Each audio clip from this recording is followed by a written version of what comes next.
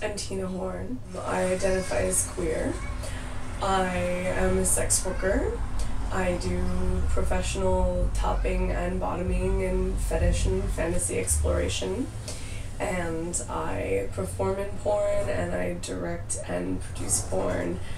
I'm a culture writer, I'm a rock and roll musician, I'm a yoga junkie, and I'm an exhibitionist. In terms of my gender identity and also my orientation, I identify as a lady faggot. Queer to me is all about dissonance.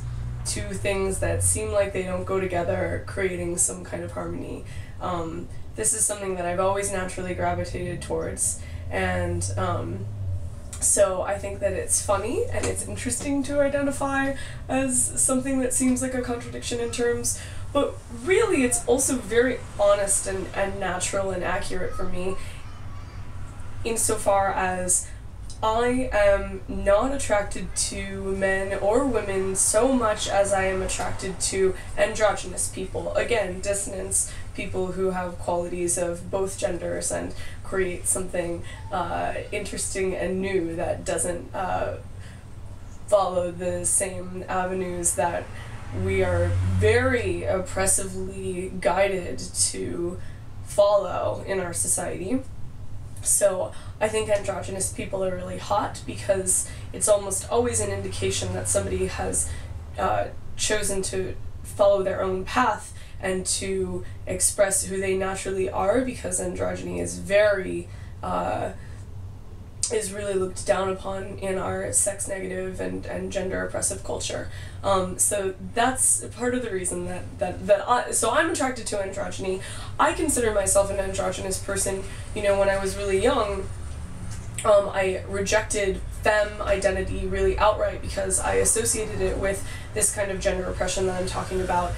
Middle school girls trying to get me to read 17 magazine and telling me I wasn't allowed to be friends with guys anymore, that I was only allowed to have crushes on them, totally disgusted me. And being a sex worker has really helped reclaim my a little fraction of a femme identity, which is very faggy and very queeny for me, because for me femme identity feels very much like drag, like a gender performance.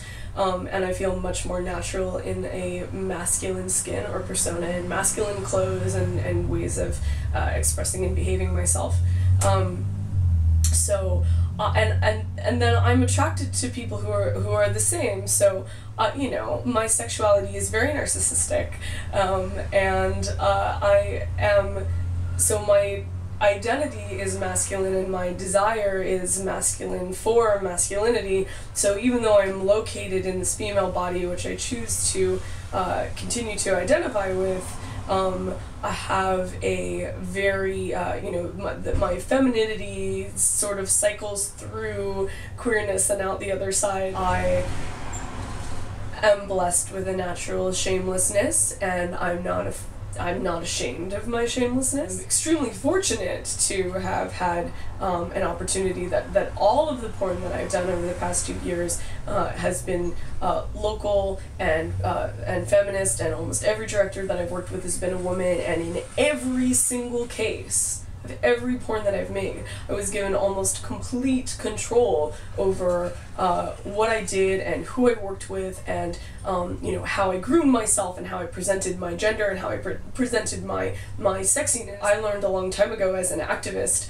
that I wasn't interested in doing activism that wasn't getting a lot of work done. I'm impatient, maybe that's a fault, but I also realized that I wanted to see the fruits of my labor as an activist, and to really participate in all of the things that I believed in. So luckily, I feel very comfortable being naked. I love my body. I feel very comfortable being sexual with other people, in front of other people, and not everybody is, but when you are, people pay attention to you. It's a cheap trick, but it's worked for me. Sex work, besides getting me more in touch with my queer sexuality, because I could experiment in an exhibitionist way that felt much more real to me than any kind of experimentation had before.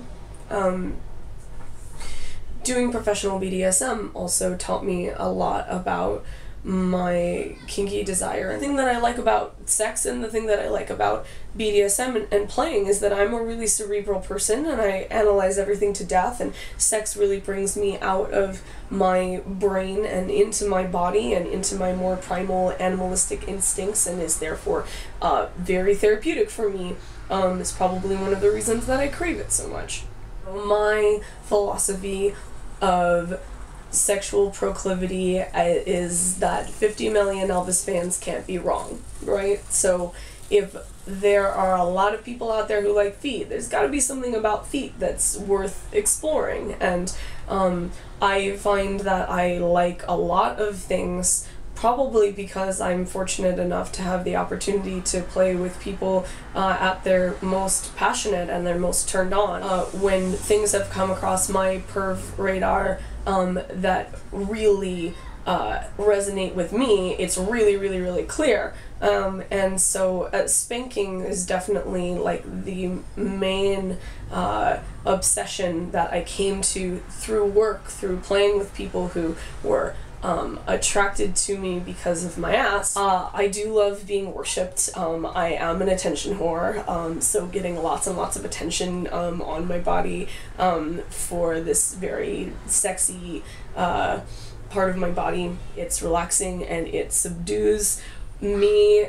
It's very hard to get me to stay in one place. I'm a really busy bee, so it quiets my mind and it makes my body really still. And I completely get off on, you know, DS power dynamics and being degraded and being humiliated, because, not despite the fact that I don't want those things to happen to me in real life. And as I've said, I have found, and I believe, through considerable insight and experience, that playing out those anxieties in an erotic context is healthy, and thus being a pervert is a very happy and healthy way to be.